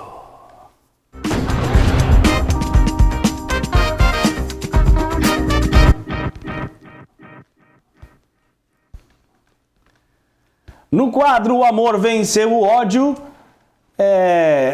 a Caixa Econômica Federal decidiu taxar o PIX de empresas, ou seja, de pessoa jurídica. E aí, diante da repercussão, o presidente Lula pediu para suspender essa taxação. E por que o amor venceu o ódio? Porque o Pedro Guimarães pegou bem a situação, né? Quer dizer, é uma decisão técnica ou política, Gilmar? Ou isso não importa porque o que importa é que o amor venceu o ódio? Nossa, vai. Peraí, deixa eu entender. Voltar atrás? Voltar atrás. Suspenderam temporariamente. Até o Lula voltar da lua de mel da Europa. Então... Da quarta. O Lula tem mais lua de mel do que o Douglas Costa no Grêmio. É verdade. O Douglas Costa passou um ano fazendo casando, descasando. Casou em 3, 4 lugares. Gustavo, pode botar na tela o WhatsApp que eu te mandei. É a maior lua de mel da história. Então, a gente acabou de falar, né, que tem um rombo de 150 bilhões que o governo vai ter que tirar de algum lugar, né? Então, agora, com a repercussão negativa, eles tiraram o pé. Mas vai vir. Ali, ó, Pedro Guimarães escreveu no Twitter. Pedro Guimarães era presidente da Caixa, o cara que deu lucro na Caixa, que conseguiu botar a Caixa em ordem, né? Como assim? Uma decisão técnica foi suspensa por ordem política? Mas isso não é ingerência política que eles acusavam o Bolsonaro, né? Isso não configura renúncia de receita? Se foi aprovada pelos executivos, não tem um estudo técnico defendendo essa cobrança? Qual o estudo técnico que suporta a desistência dessa cobrança? Ainda mais, menos de um dia após ter sido anunciada. O que o Pedro Guimarães escreveu foi cirúrgico, ele está expondo o desgoverno que nós estamos vivendo. Ele está falando com elegância, né? Ele está falando com elegância uma coisa que é grave, né? Que essas perguntas dele, na verdade, é o rito que acontece para as tomadas de decisões numa estatal séria. Sim. Né? Há um grupo de estudo, o estudo vê a necessidade ou não, propõe isso, e isso é aprovado tecnicamente. Entra em vigor. Porque as perguntas dele, na verdade, porque é todo o rito processual. Teve um parecer, para ele afirmar isso aí, deve ter ocorrido esse estudo, deve ter sido aprovado e deveria ter, né? E foi implementado. Deveria ter, mas não foi, né? Mas aí agora, por ingerência política, cancela. Então, isso é grave, porque a estatal fica à mercê de decisões políticas e não mais técnicas, né? Mas isso aí a gente sabe que é política, né? E se não vir essa, vai vir outra e isso aí vai acontecer. E os mongolão, tá? Porque ia ser das empresas. Daí o cara fala, mas só as empresas. Gente, tu não se deu conta que o empresário só vai repassar os valores dessas taxas. Não, é que nem da Shen. É exatamente isso aí. Que nem da Shen. Não se preocupem, quem vai pagar o PIX é a empresa. É a empresa. Mas acontece assim, tem um outro detalhe dele. É para todos os portadores de CNPJ. MEI vai pagar. MEI paga. E quanto nós temos em MEI? Não, e tem uma outra situação, né? Por enquanto, era na Caixa Federal. vocês imaginam a fuga de empresas da Caixa Federal. Mas sem dúvida. Mas sem Eles iam quebrar a dúvida. Caixa. E eu vou te dizer, foi meio de imediato, foi de um dia pro outro que eles suspenderam isso aí. E eu acho que já tiveram, muitas empresas já estavam indo cancelar a conta. Quem é a presidente da Caixa? Sem dúvida. É aquela que acusou o Guimarães de assédio. Tá aí, né? Tá fechando as coisas, aliás. Coitado do Pedro Guimarães, cara. Coitado do Pedro Guimarães. E o mais grave de tudo isso que é o seguinte, eles falaram na campanha que iam fazer. Sim. Quando nós replicamos o que eles disseram que iriam fazer, a Justiça Eleitoral disse que nós éramos proibidos de repetir o que eles tinham dito. Isso aí. Porque era fake news. Dita por eles. Que foi dita por eles. Eles disseram que iam fazer isso aqui, não é surpresa. E tem mais. Eles multaram Bolsonaro, multaram candidatos a deputados e senadores que replicaram a notícia. Tem multa em função disso ser uma notícia, uma fake news. Que agora se comprou. Vinculado. E agora eles vão devolver o dinheiro da multa? Que momento sujo na história do país que nós estamos vivendo. Foi a eleição mais suja. E eu não falo nem na questão da contagem de votos. Deixa até de lado isso. Esquece isso. Vamos esquecer isso aí. Só tem as decisões tendenciosas que ocorreram, foi a eleição mais suja da história do país. Só não terem impugnado a eleição depois do escândalo do radiolão, que no Nordeste inteiro as propagandas do Bolsonaro não iam para o ar, enquanto as do Lula ocupavam esse espaço. Saber que o Nordeste é uma grande quantidade de pessoas ouve apenas o rádio. Só isso não ter sido motivo para suspender aquele período eleitoral, remarcar uma data e reorganizar o processo, já demonstra o quanto foi suja essa eleição. E tinha mais. Um lado podia tudo e o outro não podia nada. Não podia colocar a foto do que o candidato estava usando. Não podia botar o cara botou o boné, tu não podia replicar a foto que ele estava com o boné. Tu não podia. Mais uma dessa semana.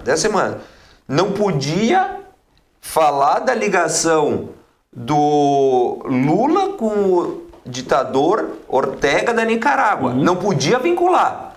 E essa semana, mais uma narrativa que cai por terra. E essa semana, Lula foi visitar o Papa Francisco no Vaticano, se dizendo para ter um pouco mais de calma com Daniel Ortega, porque não era bem assim o que está acontecendo na Nicarágua. Os padres que eles mandaram embora, as freiras que eles estão prendendo, as igrejas que eles estão fechando, é tudo mentira. E o Ortega já anunciou que virá. Vai vir, hein? Vai vir pro Brasil. Pro Brasil agora. E tudo isso, né, que aconteceu, tem um deboche de um setor da imprensa. Porque quando nós fomos proibidos de divulgar o boné do CPX, né, mesmo ele tendo colocado o tal boné, né, nós tivemos que cumprir essa determinação judicial, não podíamos, sob o risco de multa. E aí, quando passada a eleição, o William Bonner se emociona quando recebe o boné. Sim. Que o boné representou um momento simbólico de transformação do país. William Bonner se emocionou. Cara, tu pode usar o boné que tu quer, entendeu? Só não... E assuma os ônus de usar o que tu quer. Pronto. Ninguém tá proibindo. Entendeu? E a gente tá falando de liberdade, que sempre foi uma bandeira nossa. É uma vergonha. É uma vergonha, mas não importa. O amor venceu o ódio. Chegou o quadro que eu mais gosto. Chegou o momento de receber os nossos inscritos para o programa. Todos eles com a documentação em dia, com a aprovação por parte do nosso Conselho de Mongolões. Vem pra cá, o Espaço do Mongolão.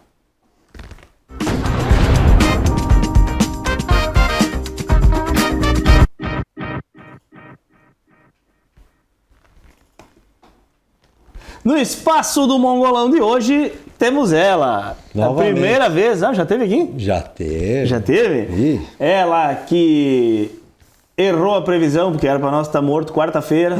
Nós estamos aqui. É verdade. Ou será que a gente morreu e não sabe?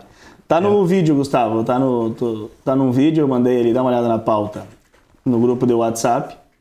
foi enviado dia 19, 9 horas e 21 minutos. Dia 22. Dia 20... Não, dia 19, 9 horas e 21 minutos. Primeiro vídeo. Isso aí, ó. E ela que anunciou que se nós não mudássemos a nossa maneira de viver, se nós não abolíssemos os combustíveis fósseis, nós morreríamos no dia 21 de junho. E nós estamos aqui. Mais uma que errou. Vem pra cá pela segunda, terceira vez no programa, Greta Não é isso aí, Gustavo. Thunberg. Palmas pra Greta, enquanto nós mongolamos aqui também. Não, acho que é isso aí, sim. É isso aí? É isso aí. É só pra mostrar o que ela diz. Aqui ela admite que realmente ela é uma fraude. I don't want you to be hopeful. I want you to panic. I want you to feel the fear I feel every day. About climate change, you have said, quote, I want you to panic. I want you to feel the fear I feel every day. What particular study or scientific report did you read that made you come to this conclusion? Thank you for your question. First of all, let me just clear that those are metaphors. In speeches, you often use metaphors. Of course, I don't mean literally that I want people to panic. So there was no scientific study that made me come to that conclusion. Oh, okay, so you didn't say that. Ok. I did, but it's a metaphor that you often use in speeches. Ela não tinha! Que é isso, Greta? Greta, foi tu que ensinou o Lula que quer metáfora? Metáforas, narrativas, eles usam as mesmas coisas, não importa a verdade. Cara, o discurso que me agrada e eu vou falar, né? Mas a picanha, é o combustível fóssil. Mas teve uma publicação dela, né? Além desse vídeo aí, no dia 21... Nós mostramos semana passada? Isso, no dia 21 de junho de isso aí, nós mostramos semana passada. 2018, que ela dizia que, caso não houvesse uma mudança drástica no uso de combustíveis fósseis, a humanidade seria exterminada da Terra, né, em 5 anos. Então, os 5 anos venceram o dia 21. E o pessoal dá parabéns para quem sobrevive. Parabéns, conseguimos ver até gol do Luizito Soares na quinta. Luizito Soares, aposentado, fez um gol. Fez o gol. Agora, olha só, essa guria tem muita coisa a ver com o Lula, né? Primeiro, ela fala em metáfora. Esquerda, né? E depois, ela inventa coisas, depois ela diz que ela não sabe, não tem de onde buscar embasamento. O Lula falou isso, que ele falava números lá e o Jaime Lerner teve que corrigir ele na França. Calma. Tem mais? A ministra que falou lá na ONU esse ano. Ah, a ministra Marina Silva? A Marina Silva. 125 milhões de pessoas abaixo da linha da pobreza. 120 milhões passando fome. Passando fome. Metade da população do Brasil passando fome. Mas é metáfora também. Eles não... Não, é que quando tu pede os dados, aí é metáfora. É aquela coisa que eu falei lá da pesquisa, né? É o discurso, que nem eles falaram lá do Nordeste, da Polícia Rodoviária Federal. Não importa se a malha é maior, tem maior número de postos, o efetivo é maior, isso aí não importa nada. Importa é que junta, né? Na pesquisa se diz assim, a coisa tem correlação, né? Mas ela não tem casualidade, né? É a mesma coisa que tu dizer assim, 90% ou 100% dos acidentes de trânsito tinha motorista. Uma pesquisa que constatou que 100% dos acidentes de trânsito tinha um motorista. Lógico. Tem correlação, entendeu? Todos os acidentes de trânsito tinham mas não era por causa dos motoristas os 100%. Entendeu? Então, só que eles pegam essa parte. Entendeu? 100% dos acidentes tem motorista. Temos que eliminar os motoristas. Pronto. Acaba com os acidentes. Eu já prefiro fazer aquela outra interpretação, né? Que 30% dos acidentes de trânsito são causados por embriaguez, ou seja, 70% bate sóbrio.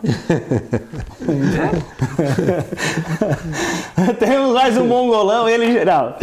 Esse mongolão, ele tinha que ter entrado semana passada, mas a documentação dele não chegou no prazo.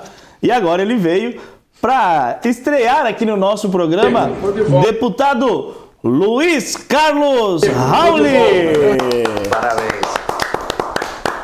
O nosso querido mongolão da vez voltou para a Câmara dos Deputados, ele que foi suplente do Deltan Dallagnol, com a cassação do Deltan, ele assumiu e ele foi trocar uma ideia aí, bater um papo com o amigão dele aí, ó, dá uma olhada aí, ó. Ô, meu amigo. Estou de volta, né? Eu peço permissão para voltar ao nosso trabalho.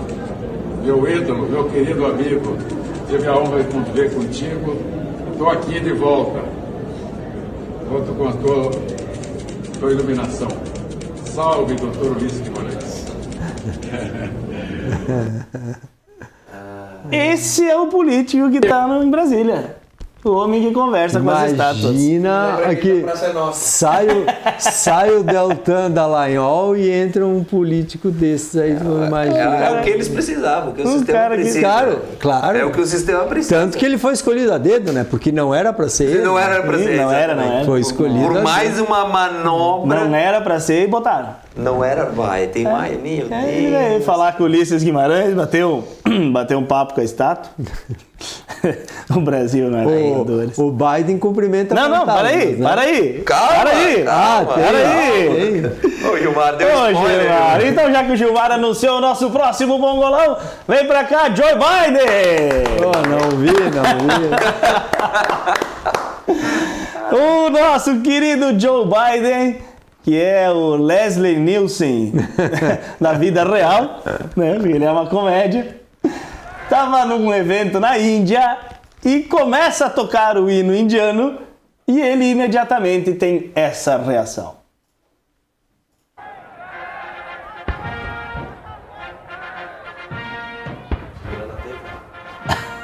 Ele jogava bem nos Estados Unidos.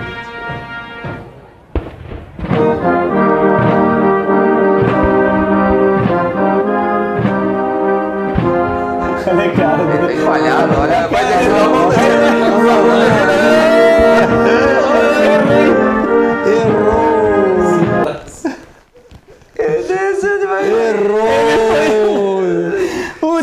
Se ele tivesse segurado, respeito ao hino, né? Claro. Não, mas é que tu bota a mão no coração, no hino do teu país, né? Não, mas tudo bem. Mas se ele segura, ele podia ter dito que... Ele errou o hino, Joe Biden. Mas ele já cumprimentou Fantasminha. Sim. E teve uma solenidade com os militares que ele passou reto. O segurança foi atrás, mandou ele voltar pro meio. Aí ele voltou, depois ele foi dar um passo, ele tropeçou no tapete e caiu. Não, é uma o Joe Biden... Isso aí é outra figura colocada pelo sistema. Sim. E o sistema quer a reeleição dele justamente por esse papel que ele faz. Desempenha muito bem, né? A vida inteira, o homem mais poderoso do mundo foi o presidente dos Estados Unidos. Agora não, né? Agora não. Ou quem está por trás dele. Agora é quem está por trás dele. Claro. E o filho dele tá vindo coisas muito graves de envolvimento dele na petroleira, com a petrolífera da Ucrânia. Vai estourar muita coisa aí.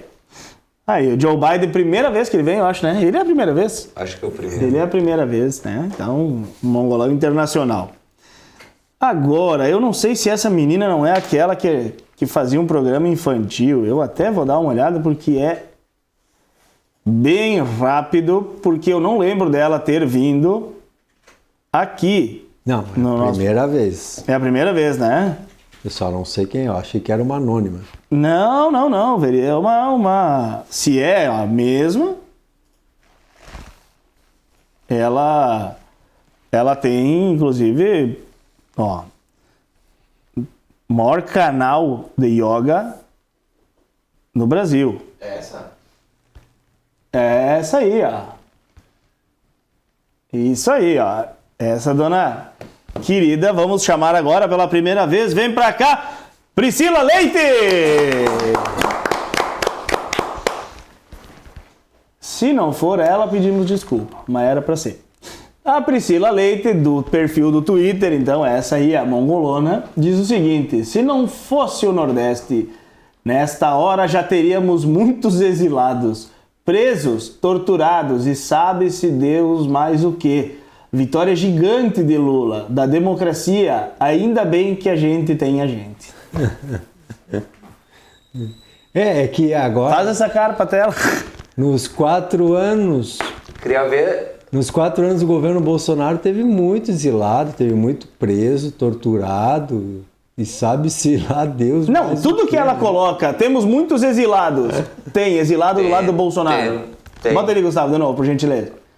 Temos presos, temos muitos presos. Do lado do Bolsonaro. Do lado dos bolsonaristas. Torturados, temos. Um tá de cadeira de rodas até hoje. E né? Sabe-se lá Deus mais o que, né? Aí, vitória gigante da democracia, ainda bem que a gente tem a gente. Às vezes eu tenho uma inveja, eu queria ser tongo assim também. Que deve ser legal, deve ser uma sensação bacana de ser tongo. Ela acertou assim. tudo, só ela errou o lado. Errou o lado. Acertou tudo. E agora vem uma mongolona, deixa eu ver como é que é o nome dessa mongolona aqui. Que eu tenho que anunciar, tá muito pequeno, Gustavo. Bota internamente aí, só amplia internamente pra eu ver, que daí eu já consigo ver pra eu chamar ela. Antes de botar na tela. Bea. Tá bom, vamos anunciar então. Já que o Gustavo anunciou, vem pra cá, primeira vez, Bea! É uma das mongolonas anônimas, Barbieri. né? Bea Barbieri. E ela, eu vou deixar o Gilmar, que é o nosso único piloto aqui de automóvel da mesa, né? O cara que acompanhou o Ayrton Senna. Gilmar, ela sai com uma tese aí que eu quero que tu disserte. Olha só. Senna foi esquecido pela própria irrelevância. Olha a frase. Não, chega rasgando. Chegou chegando, né? O Senna foi esquecido. Voadora no peito. Nunca se posicionou em favor de negros, indígenas, LGBTQI+, e muito menos PCDs. Papel político social zero.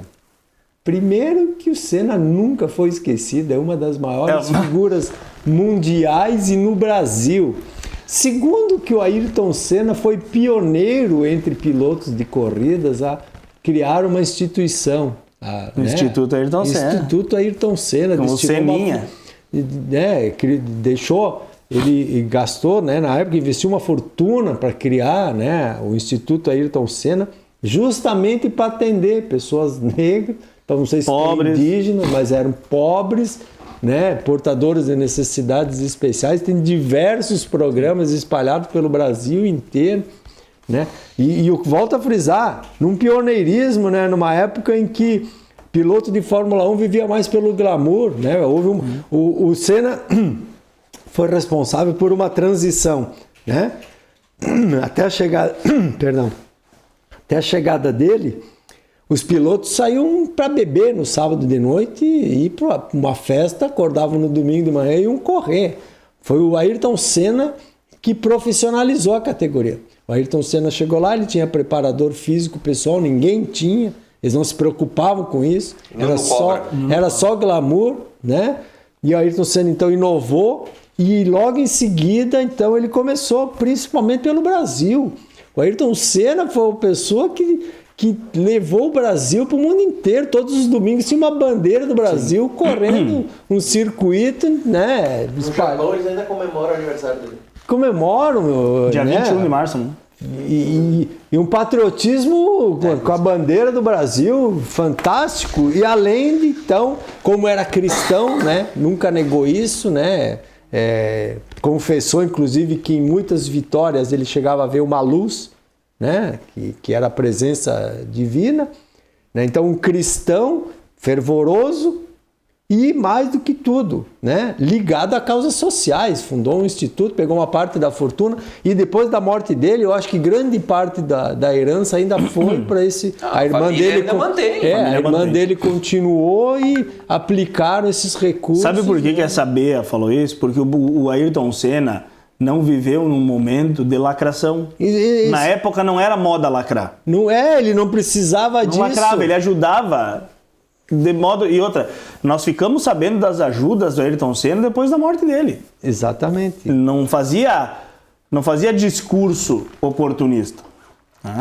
E aí a imagem é muito clara, ela bota do lado do Hamilton, esse aqui é o Hamilton, né? Hamilton. Lewis Hamilton, que é um cara que fica com essas pautas de lacração defendidas pela esquerda. Não, sim, mas sem ação. Sim, é o cara, por exemplo... É o cara que vai lá, levanta a mão do antirracismo, mas pouco faz. Que nem o Vettel, que quando se aposentou, e provavelmente vai ser a primeira coisa que o Hamilton vai fazer, quando se aposentar, é criticar as corridas de Fórmula 1 por usarem combustível fóssil. O Vettel passou a vida inteira, a carreira inteira dele correndo de carro, ganhou a fortuna toda, se aposentou e disse que estava saindo porque...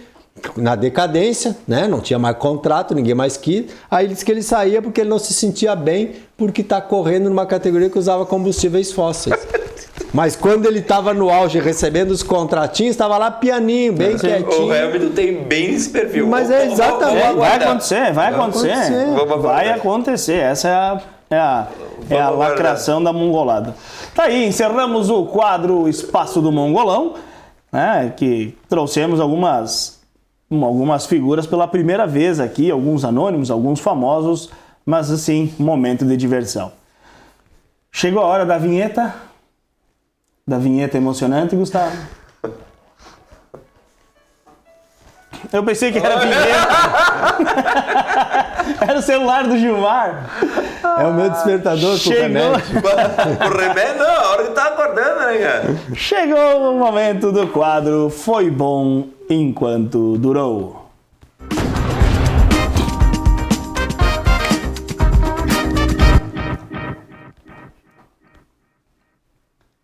Pode começar a fazer o som.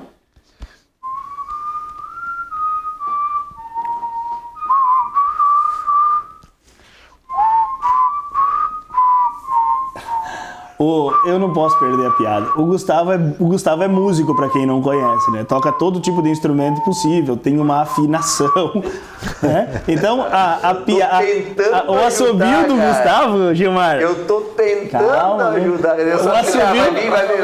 O assobio do Gustavo, ele tava assim, ó... Tá no tom certo, O Davis parece a flauta do Titanic.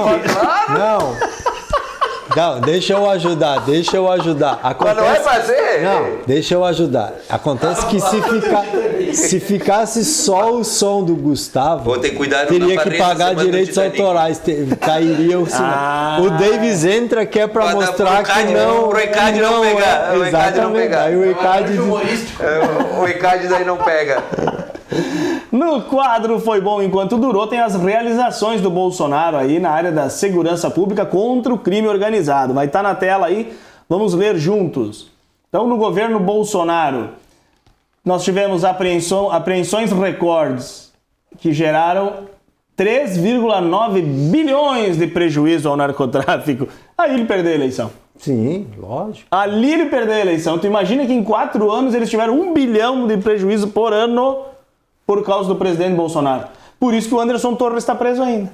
Claro, é vingança.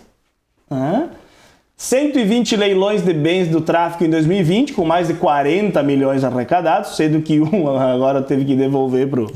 O helicóptero. O helicóptero teve que ser devolvido. 230 leilões em 2021, com 325 milhões arrecadados, 5,4 bilhões investidos em segurança entre 2019 e 2021, 1,4 milhão em itens médicos apreendidos doados para o estado de Goiás, 14 toneladas de roupas apreendidas destinadas para a campanha da agasalho de 25 municípios do Rio Grande do Sul, 5 milhões em mercadorias a diversas instituições beneficentes do Nordeste, residência de 122 metros quadrados apreendida em Belo Horizonte foi doada para a Associação Fazenda Renascer. Aliás, Fazenda Renascer, projeto para dependentes químicos. E a secretaria do governo Lula, uma das primeiras ações do governo Lula foi cortar essa verba que atendia 17 mil dependentes químicos. E 7 carros de luxo apreendidos foram integrados à frota da Polícia Rodoviária Federal. Essas são algumas, obviamente. Tem muito mais ações, nós estamos falando apenas de algumas, mas é por isso que o Bolsonaro saiu do governo. Exatamente, principalmente por causa dessas ações no PCC, né? Mas ali tu citou né, que o governo Lula rescindiu um contrato ali, né? A gente precisa lembrar que essa semana o Ministério Público Federal obrigou o governo Lula a entregar cestas básicas para os índios Yanomamis, que estavam passando fome e eles não estavam entregando, porque o governo não fazia o repasse, a FUNAI não fazia o repasse para o Ministério da Defesa. O Ministério da Defesa se recusava a levar as cestas básicas para os índios Yanomamis. O Ministério Público Federal teve que intervir e obrigar, deu um prazo para que fossem numa briguinha de governo entre FUNAI e Ministério da Defesa. O Ministério da Defesa cobrava 1.600.000 para poder fazer essa entrega, a FUNAI se recusava a pagar e aí o Ministério da Defesa não entregou. É o governo do amor. É o governo do amor, que está preocupado com como é que eles chamam? Os povos originários. O importante é que a democracia venceu. Exatamente. Aí, estamos encerrando o nosso Ele Não de hoje. Gustavo Ghislene, muito obrigado, Gustavo. Até sábado que vem. Até o próximo sábado. Vou trazer a flauta para a trilha sonora. A gente resolve essa questão aí. De afinação. E como fica autoral, daí eu arranjo diversão, daí eles não dá strike, né? Oh, maravilha. Então tá, até próximo sábado. Esperamos que a gente tenha mais motivos para rir e menos para chorar na política brasileira. Até mais. Gilmar Facchini, muito obrigado. Até sábado. Obrigado, Éder, Davis, Gustavo pela parceria e os nossos queridos amigos que nos acompanham pacientemente todo sábado, né? Muitas vezes rindo, muitas vezes chorando conosco, né? Porque a gente alterna momentos bons e ruins e estaremos de novo aqui no próximo sábado. Davis, Facchini, muito obrigado. Até sábado que vem. Obrigado, Éder, Gilmar, Gustavo. E eu sempre penso no Gilmar. Tá sendo divertido ou não tá? É a pergunta que não quero calar. Até quando vai ser divertido, a gente não sabe. Nunca foi. Nunca foi, mas tá difícil. Valeu, pessoal. Até semana que vem. Maravilha. No próximo sábado estaremos novamente aqui. Lembrando, é importante avisá-los que este programa foi gravado. No sábado estaremos ao vivo novamente com o nosso Ele Não, trazendo notícias importantes, mas com o bom humor necessário. Afinal, não é preciso estar sério para falar de coisas sérias. Até lá! Ele não. Bom dia!